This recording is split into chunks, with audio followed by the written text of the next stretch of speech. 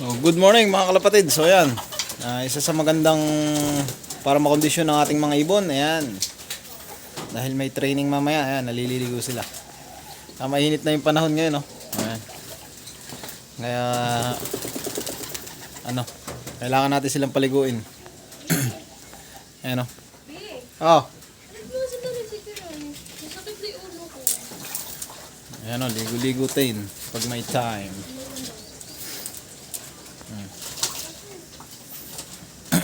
So ayan, kailangan yan, magandang ano yan, magandang preparasyon yan para ano, yung mga naliligo yung ibon natin.